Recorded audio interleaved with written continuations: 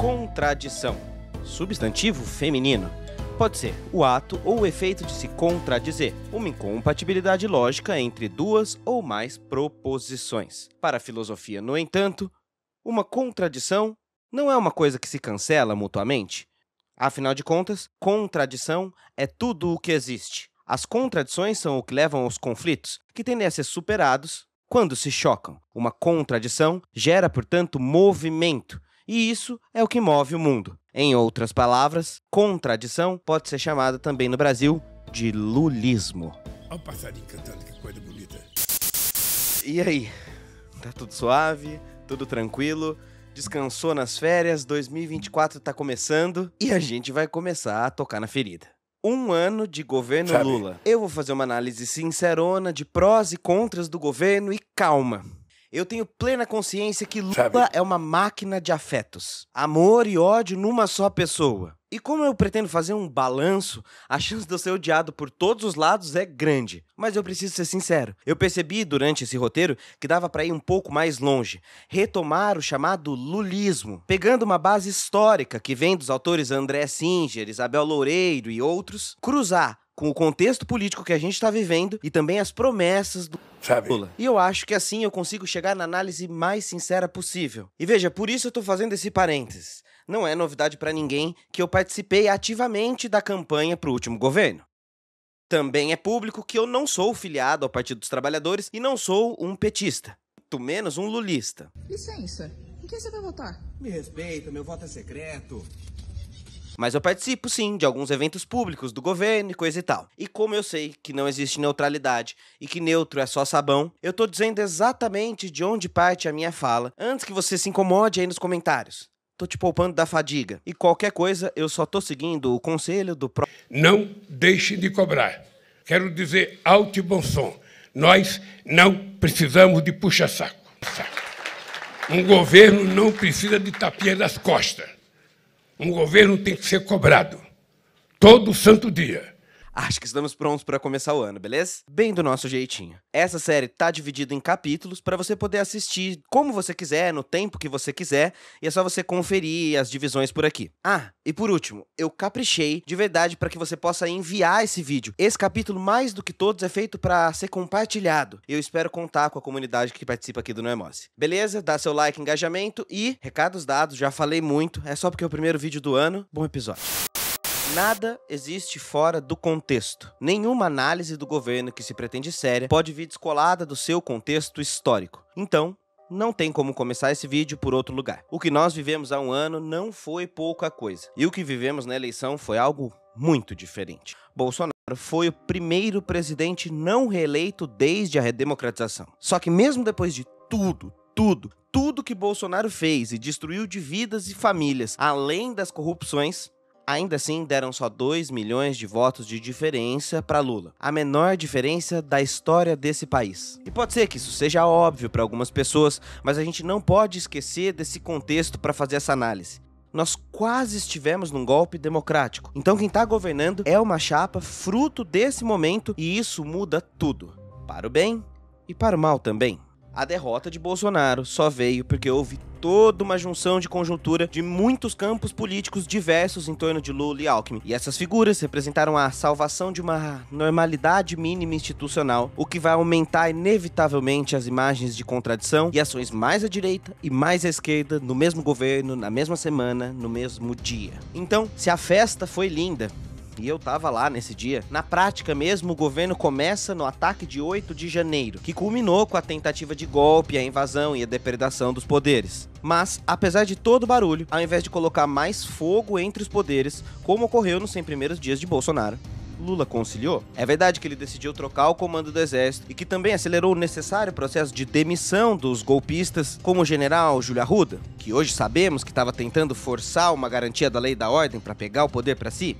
Lula então precisou fazer uma desbolsonarização da máquina, demitiu 1.400 pessoas que trabalharam diretamente para a tentativa de golpe. Mas, ainda assim, durante todo 2023, seu ministro foi José Múcio, um ministro próximo dos militares e que trabalhou incessantemente para isentar a culpa dos milicos, numa espécie de anistia suave, e tem engavetado todas as investigações que entram no Ministério da Defesa. Contradição e conciliação. Nesse episódio, tudo que você verá será nesse módulo. Um eterno morde-a-sopra, um xadrez calculadíssimo para se manter no poder. E a estratégia de Lula para isso é o que ele é viciado em fazer: conciliação. Não foi à toa que Lula fez aquela caminhada simbólica entre os três poderes. Não foi à toa que ele reuniu no início do ano os 27 governadores para manter a democracia. Aquilo era um ato simbólico, mas produziu essas fotos para a história. Esse jeito de governar meio Lula. Sabe? Porque apesar de Lula e Bolsonaro, obviamente, governarem de jeitos muito diferentes, os dois começaram o governo com o mesmo problema: a falta de uma base sólida no Congresso. E enquanto Bolsonaro legalizou o que ficou conhecido como orçamento secreto, distribuído ao Centrão para governar, Lula assumiu com a intenção de repetir,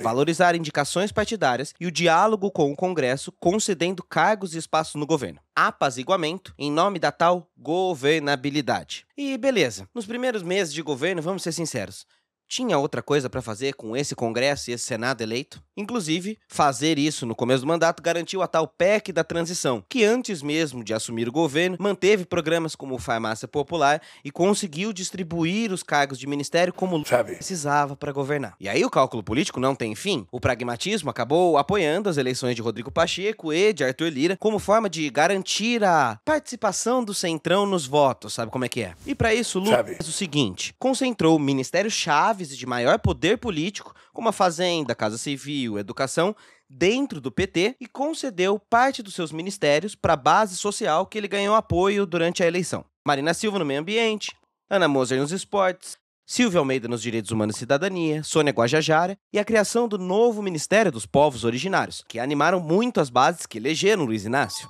Esses, teoricamente, decora bem isso, teoricamente, garantiriam a base mais à esquerda do governo. Depois, feito isso, agradando a base, o resto dos cargos é distribuídos nessa chamada Frente Ampla, que abraçou todo tipo de peça estranha. Como as siglas mais à esquerda não somam a maioria dos votos no Congresso, existe gente do União Brasil, do MDB, do PSD.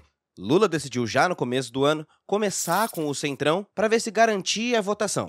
E me fala uma coisa, a fome do Centrão passou ao longo do ano?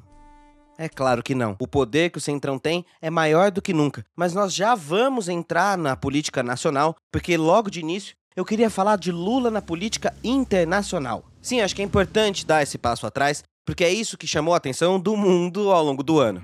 Repetir a política de Celso Amorim, lá em Lula 1, para ver se salvava aquilo que foi chamado de terra arrasada, ou a busca do nosso querido chanceler para sermos pária internacional. O Brasil viveu nos últimos 4 anos cenas vergonhosas como essa. E prepara a vergonha alheia. O presidente Bolsonaro, que foi até durante a noite no jantar, comer uma pizza, teve que comer a pizza na rua, porque ele não pode entrar no restaurante que exige certificado de vacinação. Então sim, Lula viajou para 24 países e passou 75 dias do ano no exterior. O Brasil não virou Venezuela. Já nos primeiros 100 dias de governo, basta a gente dar um Google para relembrar, Bolsonaro já tinha arranjado briga com a Argentina, Alemanha, Noruega, Dinamarca, Canadá, Colômbia e até com a esposa do presidente da França. Os acordos que Bolsonaro tinha conseguido aproximavam o Brasil de uma posição mais unilateral, apenas com Estados Unidos, Israel e Arábia Saudita, quebrando a nossa tradição de multilateralismo. O plano de Lula, então, era recuperar essa imagem do Brasil do jeito que o mundo sempre nos viu. É isso. E esse é o nosso jeitinho brasileiro. Isso parece brincadeira, mas é soft power. Isso abre porta para negócios, nos dá diplomacia internacional. E quando você olha para as primeiras viagens de Lula, é interessante de ver o movimento. Os primeiros países, América Latina, Argentina e Paraguai, um país de esquerda e um de direita. Depois, ele foi para Estados Unidos e China. É como se Lula estivesse declarando claramente: o Brasil voltou e negocia com geral, sabe? E não é que voltamos mesmo? Mas claro, isso tem custos financeiros altos. É verdade. Relação internacional não pode ser feita por reunião no Zap. E aí vem o pulo do gato. Você quer descobrir a posição de um jornal ou a sinceridade de um analista? É só ver o foco escolhido na notícia. Os custos de viagem internacional, por exemplo, vêm junto do rendimento que essas viagens tiveram. A Veja, por exemplo, noticiou que Lula gastou 1 bilhão com viagens. E isso é simplesmente mentira. Realmente mentira. Se você entrar na notícia, você vai ver que não era 1 bilhão. Era 800 milhões. E não era 800 milhões, porque 800 milhões era o gasto total do país com viagens de todos os servidores públicos ao longo do ano. As viagens internacionais caem para 160 milhões. Esse valor está dentro da média de todos os presidentes. Bolsonaro, por exemplo, gastou 130 milhões. E a pergunta mais importante é: quais são os resultados? Na matéria da Veja não tem. Mas basta uma busca simples para você encontrar. Os países europeus participantes do Fundo Amazônia voltaram a investir no Brasil. Aproximadamente 5 bilhões já foram assinados. Acordos também com a América Latina, com a China, com a África e o retorno aos BRICS marcam esse primeiro momento de relações internacionais. Esse ano, o Brasil foi o segundo país que mais atraiu investimento no mundo. E aí, como noticia isso? Depende. Se você quiser destacar Lula, você fala só dos resultados da viagem. Se você quiser meter o pau em Lula, você fala só das despesas. E por que a gente não fala dos dois? Isso não é ser neutro e eu já marquei muito bem o meu local nesse vídeo. É ser sincero. Inclusive, acho que vale marcar por aqui que apesar do ótimo desempenho em relações internacionais que analistas do mundo têm dito sobre o Brasil nesse momento, Lula ainda não conseguiu destravar algumas tensões, por exemplo, como a tensão do Mercosul com a União Europeia. E tem um outro custo também. Lula fora do país deixa o Centrão com ainda mais poder de negociata, uma vez que Alckmin era o vice-presidente em exercício. O Centrão é uma máquina de engolir ministério. E como ninguém, Lula precisa ser um grande equilibrista de pratos. E para entender o que eu tô falando, vamos olhar, por exemplo, para o Ministério do Meio Ambiente. Uma floresta. Muitas etnias. Um ministério. E uma questão. O Ministério do Meio Ambiente. Lula e Marina parecem ter percebido muito bem o momento da emergência climática e como existe um mercado gigantesco internacional de investimentos em preservação ambiental que foram ignorados por Ricardo Salles, mas que podem tornar Luiz Inácio e Marina nomes mundiais de defesa do meio ambiente. Colocar o Brasil novamente como líder potência global no assunto. Ainda mais porque Marina é reconhecida por entidades de todo o planeta. A ministra foi eleita uma das 25 mulheres mais influentes de 2023 pelo Financial Times. E o que isso importa na prática? Negociações. O Brasil está muito bem visto lá fora. Conseguimos ao longo do ano a aprovação da candidatura para sediar a COP30 em Belém. Vamos sediar a cúpula da Amazônia. E não à toa, a política eficiente de combate a garimpeiros e outros criminosos fez o desmatamento da Amazônia cair 60% nos primeiros meses do ano. Além disso, há o plano de transformação ecológica, apresentado em novembro pela ministra em parceria com a Haddad. É muito bom ver no governo uma briga por adensamento tecnológico, bioeconomia, transição energética, mas a coisa não é tão fácil quanto parece. Ao mesmo tempo que isso acontece, crescem as queimadas, sobretudo no Cerrado brasileiro. O garimpo tem declarado uma guerra ao governo, o que impõe desafios de combate ao ministério que não está conseguindo avançar por limites internos do governo. Quando o desmatamento cai, alguém está perdendo e vai gritar contra, principalmente no Congresso Nacional, com as bancadas onde o agro e outros atores dominam. Isso impõe novos desafios de combate ao ministério que não está conseguindo avançar interna e externamente. E principalmente no Congresso, onde a bancada do agro é muito forte, derrotas financeiras substanciais aconteceram ao longo do ano. Os ministérios, por exemplo, dos povos originários, ficou sem grana nenhuma para atuar. E coisas bizarras do tipo, o ministro do próprio governo Lula se licenciou para votar contra o governo Lula na Câmara, porque mesmo dentro do governo há atritos, desenvolvimentistas contra ambientalistas. Carlos Fávaro e Marina no mesmo governo é como indicar a árvore e a motosserra, a semente e o agrotóxico, todos para trabalharem para um mesmo propósito. Tá entendendo que a gente vai chegar num limite? Não à toa, o Brasil acabou virando piada por ter aderido à OPEP Plus e ganhamos durante a COP28 o prêmio Fóssil do Dia, que premia decisões bizarras de países em relação ao meio ambiente. Mas também era uma COP em Dubai, que é produtora de petróleo e que o presidente do país é presidente da empresa de petróleo. Tudo é uma contradição no capitalismo. E o Brasil não fica de fora nisso. É nesse embate e nessa corda bamba que o governo acontece. É nessa dança que as coisas ocorreram ao longo do ano. E aí você pode me perguntar, como isso pode ser possível? Como pode funcionar essa máquina? Contradição é a forma mais pura do nosso sistema político. É preciso agradar as elites para se manter no poder. Então, para entender o governo de verdade, é preciso dar um passo atrás e abrir um parênteses teórico para falar sobre o que é o lulismo. Acho que vale a pena pôr aqui uma pitada de ciência política, ficar mais madura, sair da gritaria, das frases prontas. Lula vem de uma tradição de negociação sindical. concessão e embate sempre fizeram parte do seu estilo de política. E ele transitou por muitos espectros da esquerda ao longo das décadas. Conciliar a fome com a vontade de comer. Passar os interesses dos metalúrgicos do sindicato em greve com a imposição dos patrões do ABC. Negociar dentro dos limites do possível. Por isso, a partir da década de 80, Lula começa a dizer que era, abre aspas, impossível avançar mais dentro dos sindicatos apenas. E para a melhoria do trabalhador, era necessário entrar na máquina política formando um partido. Claro que Lula não foi o único sindicalista pensando nisso, mas aí estava a semente-chave da criação do PT, o Partido dos Trabalhadores. E a voz de Lula era o que dava legitimidade para o partido na época. Ainda assim, era preciso criar uma base popular de verdade. O PT não tinha essa base nesse momento. O próprio Lula dizia em 89 que o PT, abre aspas, já tinha amplos setores da classe média, gente intelectual, estudante, classe média, mas ainda não tinha o povo. Em 89, Lula deixava claro seu projeto político: atingir o segmento da sociedade que ganhava um salário mínimo.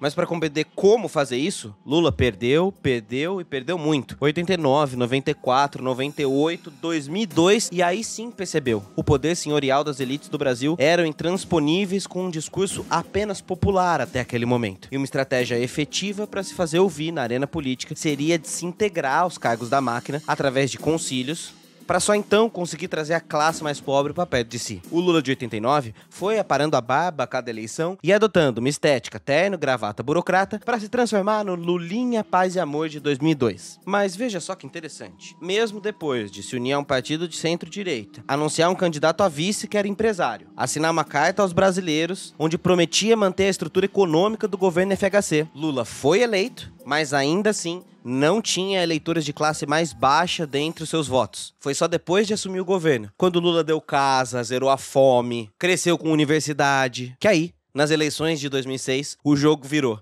Lula teve mais voto entre os pobres e começou a gerar ódio das elites. O slogan da época marcava bem o que vivíamos: um país de todos. Foi o seu slogan no primeiro governo. Mas veja, Lula nunca foi, nunca prometeu e nunca disse, vejam só, ser um comunista revolucionário ou algo nessa categoria. Pelo contrário, apesar do pânico que fazem em Luiz Inácio, sua proposta é exatamente a do concílio de classe. André Singer, que foi secretário do Planalto e porta-voz do presidente Lula nos primeiros governos, é que criou esse tema lulismo, que analisa o interesse de união de classe que Lula usa para construir seus projetos e surfar no caldo que existe na contradição do capitalismo de mercado, a força de trabalho e a necessidade das classes mais pobres. Lula trabalha nas brechas do capitalismo vigente, unindo a necessidade de morar com a ganância de construir sem perturbar a ordem estabelecida. E decora bem isso: Lula não quer perturbar a ordem estabelecida. O lulismo vai buscar, então, segundo Singer, abre aspas, um apaziguamento dos conflitos sociais, sabedouro do medo que a elite econômica do país tem de uma revolta popular. E sobretudo num país tão desigual quanto o nosso, é que o lulismo usa a força do povo para negociar uma agenda da redução de pobreza e da desigualdade, mas não de forma revolucionária, com um reformismo lento, gradual, passivo e até conservador. Isso porque o governo Lula 2002 contou com a valorização dos commodities no cenário internacional, que possibilitou grande margem de lucro para o grande capital, e aí foi possível fazer concessões às classes mais baixas com os projetos sociais que o lulismo queria implementar. Mas há 3 pilares para um lulismo funcionar: transferência de renda direta através de programas sociais, valorização do salário mínimo, aumento do custo do Estado para custear programas sociais, crédito consignado na praça, aumento expressivo do consumo das classes mais baixas, fazendo a roda girar com reativação da economia.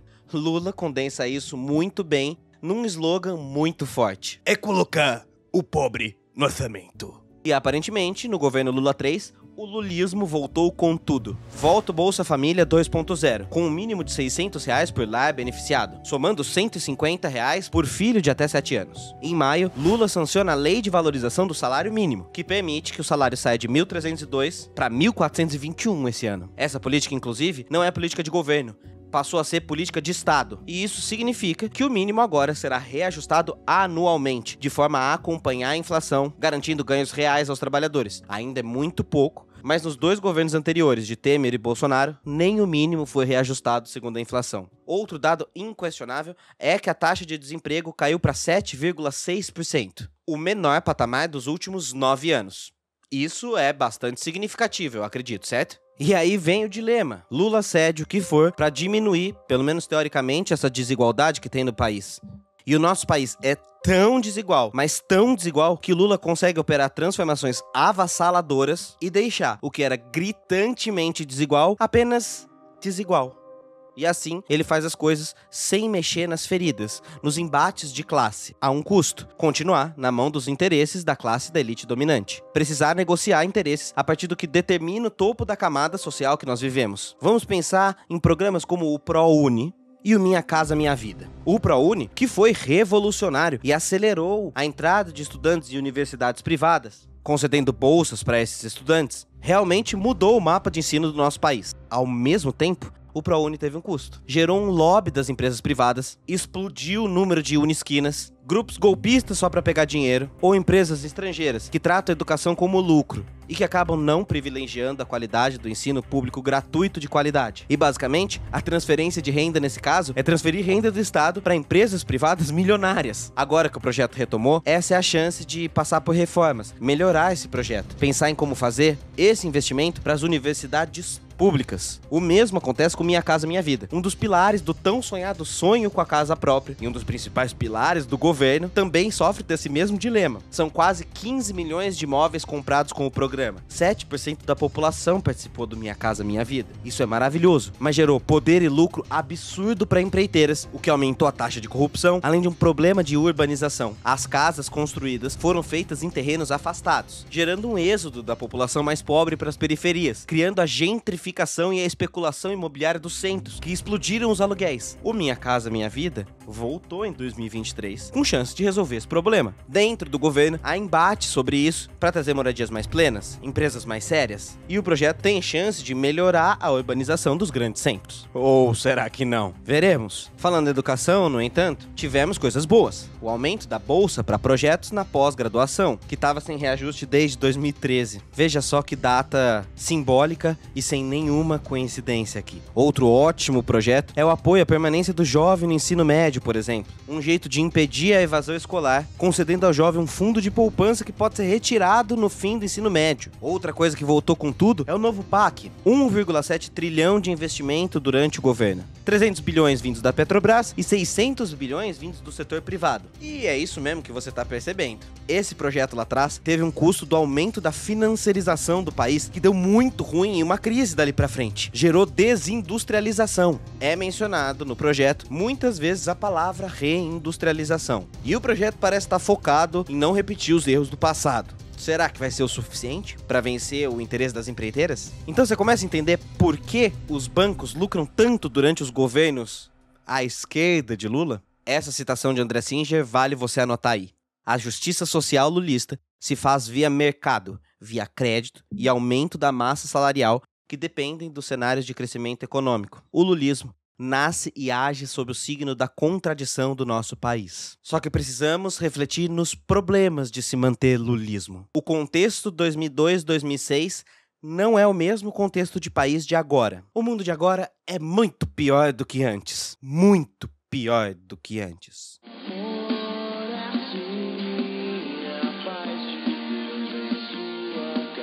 Então precisamos falar finalmente desse elefante na sala de estar, o Centrão.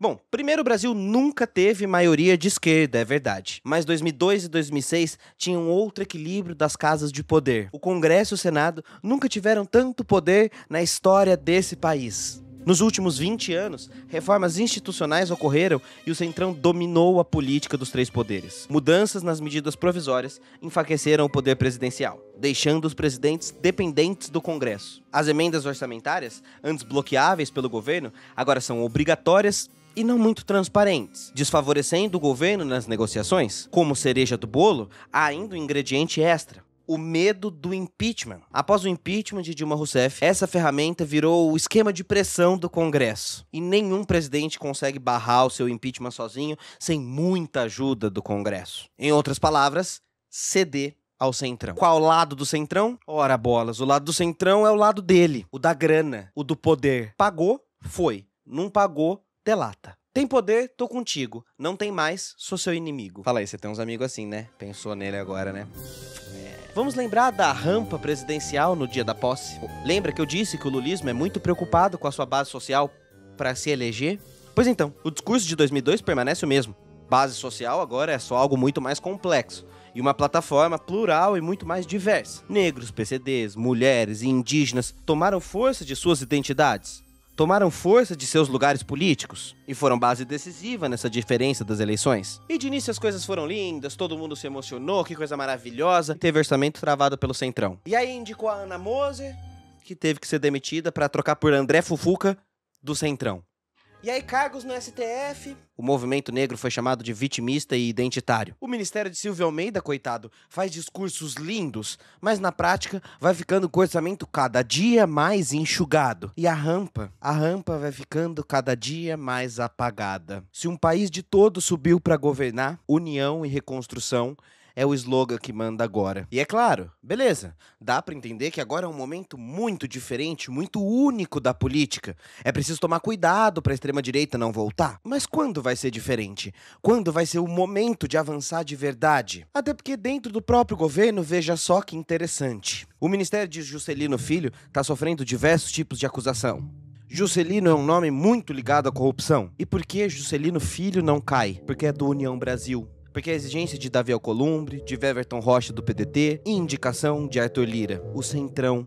Voltemos ao slogan. O União e Reconstrução era a união de União Brasil. Por outro lado, quem eram os fiadores de Ana Moser? De Rita Serrano? A carreira delas? O povo trabalhador? E aí, Ministério como dos Esportes acaba virando um cabide para entender interesses dos mais diversos. Se o Centrão pega o Ministério exigindo e ganhando mais verba, Ana Moser não teve nem o mínimo. Aos adversários tudo e aos meus amigos o que dá com o que sobrar. Conciliação significa abrir mão de algumas coisas para resistir em outras. Se você conciliar e entregar tudo, não é conciliação, é entreguismo. Parece que impera um rebaixamento no PT quando ele vira governista. E vamos ser sinceros aqui, quando o PT tá no governo, todas as suas áreas de influência parece que baixam suas bandeiras. Sindicatos baixam as bandeiras, movimentos sociais são deixados de lado, ativistas são influenciados a segurar as pontas. Ficar mais quieto, engolir uma coisa ou outra. É a governabilidade. E aí eu pergunto sinceramente para pessoas que defendem isso. Se é pela governabilidade, Lula tá mesmo conseguindo governar? A metástase do Centrão não tá se espalhando cada vez mais? E aí, por exemplo, quando a gente fala das taxas do ministro Haddad, da sua reforma com o teto de gastos, melhorou? Melhor do que o teto de gastos? Qualquer coisa seria, mas está longe de ser algo bom. Agora, na prática, os gastos com investimento público só vão poder subir no máximo 2,5% ao ano. Isso agradou muito o mercado e a Faria Lima, mas esse arcabouço vai acabar nos estrangulando. Então assim, eu não acho que a gente deve ser simplista e igualar as coisas, e eu não concordo com gente da própria esquerda que diz que Haddad igual Paulo Guedes. Isso é frase pronta, despolitizante, acho que não é por aí.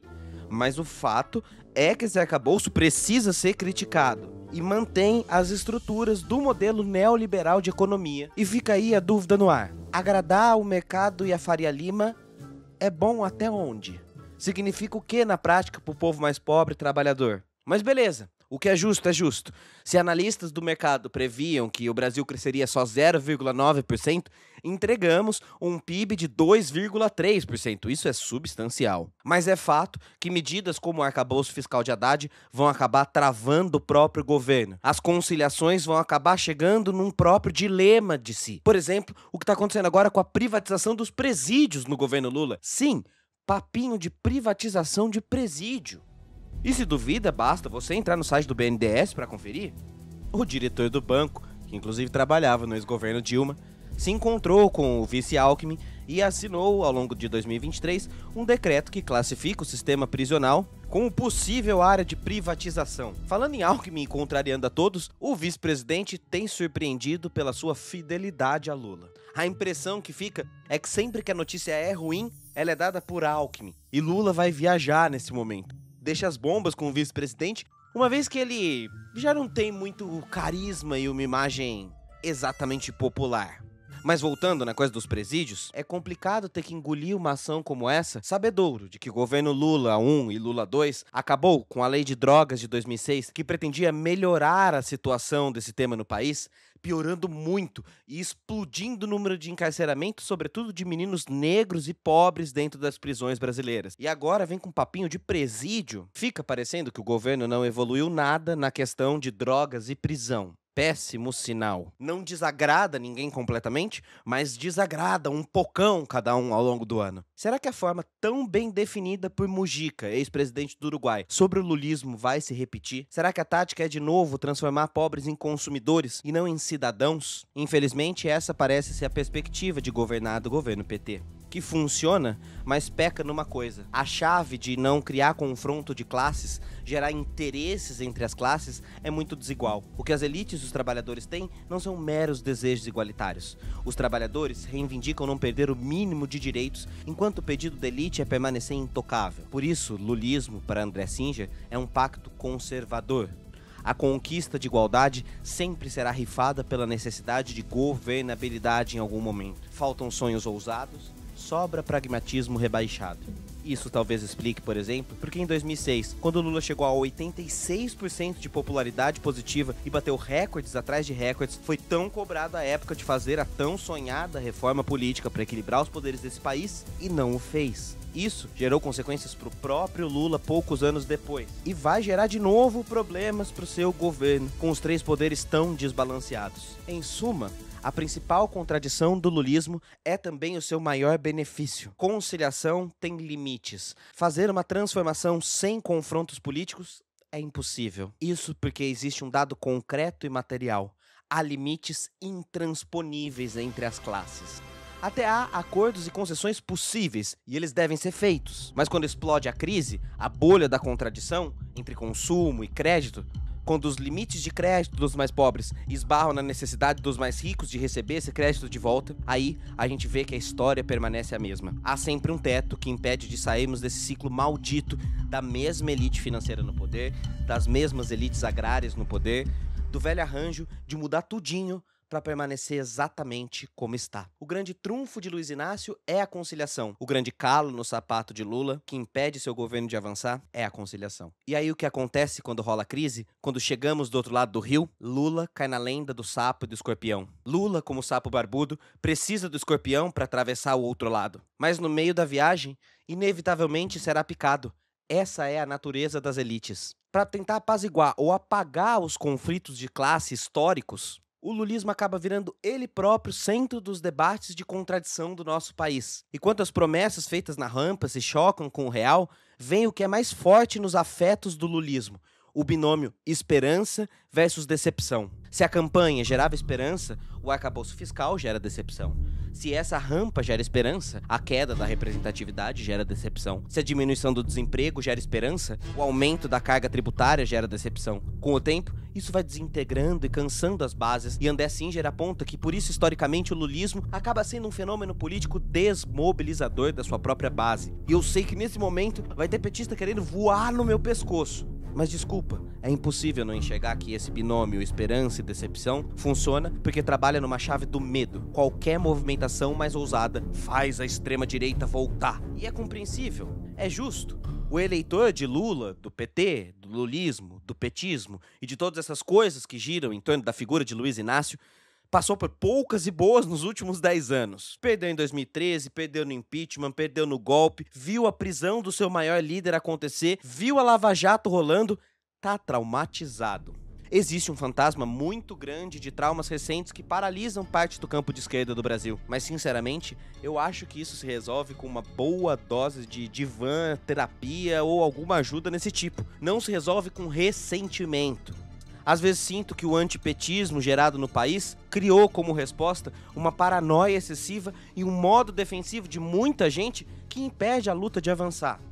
Eu sei que eu vou tomar muita paulada nesse vídeo. Acho que isso por si só é um sintoma. Eu tô aqui só fazendo uma crítica e estou com medo da reação do público. Isso porque ao longo de 2023 fui chamado de traidor, de identitário, de pago pelo George Soros, blá, blá, blá. E todo mundo que fazia uma crítica passava pelo mesmo. Qualquer coisinha é parabéns, você vai reeleger o bolsonarismo. E ok, eu entendo que qualquer grupo de massa gigante sempre vai ter os mais amalucados, mais fanáticos e que isso é só uma parte do próprio partido, claro.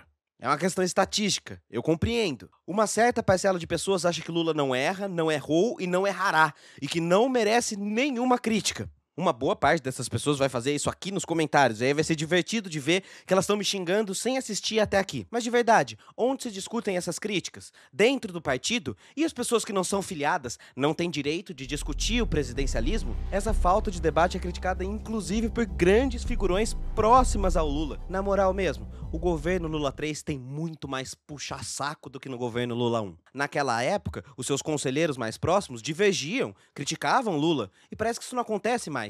Gente como Gushi Ken, Márcio Tomás Bastos, por confiar no presidente, tensionavam a coisa para a esquerda, criticavam o presidente e não aplaudiam todas as conciliações com o centrão. Elas são necessárias, mas elas têm que ter um limite, um freio que só nasce na pressão popular. E isso parece não estar acontecendo no mundo das redes sociais. Se não houver tensão à esquerda, tensão via movimentos sociais, o Lira sobra com tudo. Criticar o Lira poderia ser bom, mas a gente já sabe a natureza do Lira. Não adianta só criticar o Centrão. O poder do Centrão tá aí e pronto. É preciso ser realista, exigir o impossível. Mesmo como militante, é preciso pressionar o governo e não só aplaudir. E por quê? Porque isso ajuda o próprio Lula. É só olhar os exemplos mundo afora para atravessar o limite da conciliação. É necessário mais povo e não menos povo. É necessário mais pressão e não menos pressão. A função da base de Lula deveria ser tensionar a corda pro lado de cá. Ou só vai sobrar a política neoliberal feita pelo Centrão. Desculpe pra você que é mais virulento, mas é preciso dizer bem claro, só 2 milhões de votos foram decididos nessa eleição. Desce do pedestal, larga o narcisismo das pequenas diferenças e entende a necessidade de acolher as críticas mais à esquerda, de acolher as críticas mais sociais da base que elegeu esse governo. Não faz sentido afastar todo mundo que tá criticando e depois ficar sozinho implorando por votos nas eleições, ou sobrar só com as conciliações da direita, que o Lula não vai parar de fazer. E, meu Deus, eu espero, pelo amor de Deus, que as pessoas entendam que isso é uma pequena parte da militância, que acaba manchando todo o movimento, e que se isso não for combatido, isso vira caricatura durante o discurso. Pelo amor de Deus, eu espero muito que as pessoas entendam, mas elas não vão entender. Mas me diga aí, essa é a melhor tática para se governar? O mundo mudou de 2002 para 2024. As comunicações mudaram e o governo PT parece não entender o problema de comunicação. Se antes as pessoas demoravam para receber as notícias de política, agora a coisa é instantânea. Agora a gente tem inteligência artificial. A próxima eleição será marcada por deepfakes. Seria preciso construir para ontem uma comunicação descentralizada e dividida em multiplataforma. Uma ligação entre todos os ministérios para abastecerem a SECOM com informações rápidas, imediatas e de qualidade. Por exemplo, quer ver uma besteira que não pode dar mole? A Baticu. O evento Baticu é zoado demais, mano. Ponto. Acabou. Um evento que era super importante, super legal, de política nacional de promoção da saúde, quase custou a cabeça de uma pesquisadora fantástica e uma ministra de peso como Nise Andrade. Pode bater cu? Pode bater cu. Eu gosto de bater cu, adoro bater cu. Mas pensando no mundo de narrativas que nós vivemos hoje, é estratégico para um evento do Ministério da Saúde usar dinheiro público para isso? Será que o custo da comunicação não saiu muito caro? A mesma coisa podemos dizer para a taxação de grandes pobrezas que o Haddad insiste em colocar. Isso passa péssimas imagens na comunicação do governo. E veja, as pessoas sempre vão esquecer tudo de bom que você fez por um mole desses. Governo é comunicação.